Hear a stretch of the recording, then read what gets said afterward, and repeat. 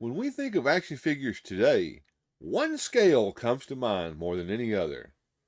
3 3/4 inches, or roughly 1/18 scale. It's the perfect size. It's big enough to hold detail, small enough for vehicles and playsets, and affordable enough that kids can build entire worlds. But this scale didn't start in the United States. No, to understand where it really began, we have to take a trip across the Pacific to Japan. 空を見ろ、鳥だ、飛行機だ。あ、ミクローマン。弾よりも速く、力は機関車よりも強く。 In the early 1970s, Japanese toy company Takara, the same company that would later give us Transformers, was experimenting with a line called Henshin Cyborg. These were 12-inch clear-bodied figures that showed off their inner mechanical parts, inspired in part by Hasbro's full-size G.I. Joe action figures. But in 1974, as plastic prices rose and Japanese homes demanded smaller toys, Takara had a brilliant idea. What if they shrunk the cyborg concept down to pocket size? The result was Microman, a line of tiny, fully posable action figures standing about 3 3/4 inches tall. Each figure had metal screws and joints, chrome-plated heads, and incredible articulation for its size. Even better, Microman came with modular vehicles, playsets, and robots that all connected through a standard 5mm peg system. Microman wasn't just a toy, it was an engineering marvel. It introduced the world to a concept that smaller could be better.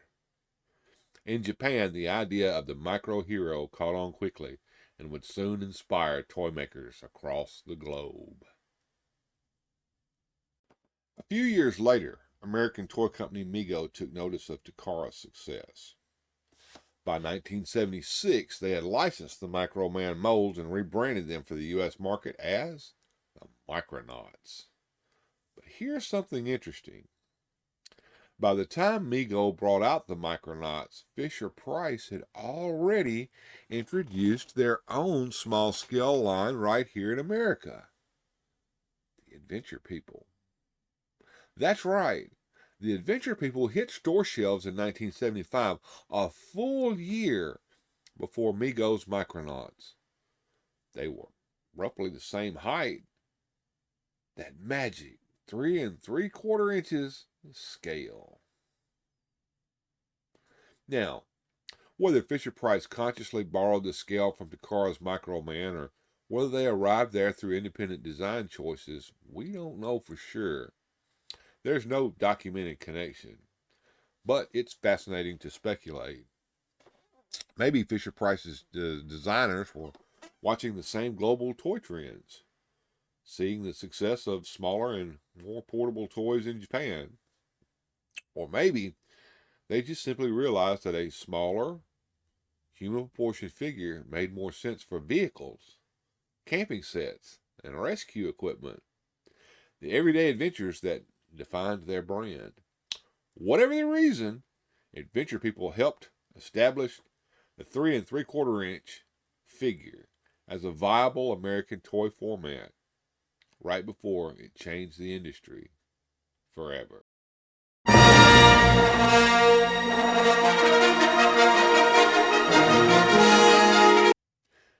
Now here's where it all comes together. Star Wars hit the theaters in 1977, and Kenner knew that they needed toys, and fast. But they didn't have a figure line ready yet.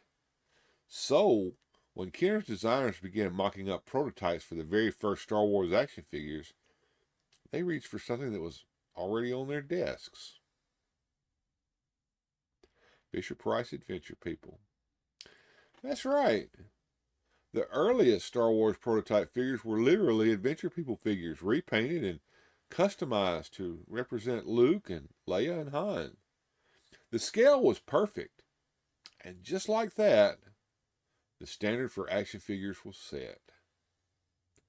When Kenner launched the official Star Wars figures in 1978, they adopted the same 3 3/4 inch size pioneered by Microman and the Adventure People. And the rest, they say, is history. Kenner's Star Wars line exploded in popularity, and the format became the industry gold standard almost overnight. Other toy makers quickly followed. By the early 1980s, Hasbro, inspired by Kenner's success, reinvented G.I. Joe in the same size with a real American hero. The smaller Joe was packed with articulation, vehicles, and accessories. All the benefits of the 3 3/4 inch scale, and from there the floodgates opened. The format spread to Black Hole, Flash Gordon, Buck Rogers, Indiana Jones, Star Trek, and countless others. But it all traces back, not just to a galaxy far, far away, but to a handful of visionary designers in Japan and the U.S. Takara with Microman, Fisher-Price with Adventure People, and Kenner, who realized that this scale was the key to turning imagination into a universe you could hold in your hand. So the next time you pick up a 3 3/4 inch action figure, whether it's a classic Star Wars pilot or a rugged Adventure People diver, just remember this scale wasn't just a matter of convenience. It was a product of innovation, economics, and a little bit of toy magic, from Japan to the U.S. and from imagination to reality. And as always, keep on collecting and stay fantastic, and we'll see you next time here on Weird Fantastic Toy Adventures. But in the meantime, let's continue our discussion of Adventure People right over here.